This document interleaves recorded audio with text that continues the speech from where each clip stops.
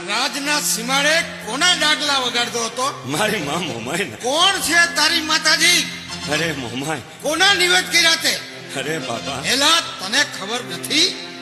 મારા રાજમાં આવું કાંઈ થાય નહીં, અને જો કોઈ આવું કરે તો એને મૃત્યુદંડની સજા થાય. અરે બાપુ.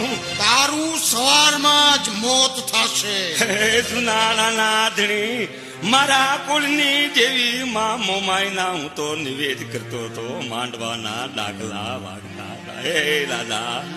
અરે બાપુ, તમારા કુળની દેવી પણ માં મોમાય છે. એ રણની દેવી હાંઠણી સવાર થઈને આવશે.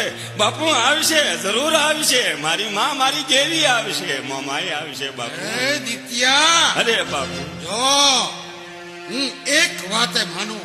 હા.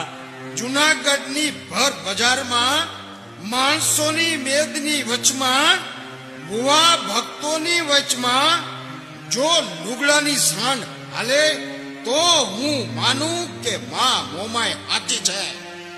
અને જો ઈ કપડામાંથી બનાવેલી સાંડ હાલે નહીં તો બીજા દિવસે તને સૂળીએ ચડાવવામાં આવશે. તારું મોત થશે. અરે બાપુ, મારા કુળની દેવી માં મોમાય લાજ રાખશે. અચકે આવે અને ઈ લુગડાની હાંઠ જો મારી નાચને પ્રતાપે નો હાલે તો બાપુ મનું મારું મોત ભલે થાય.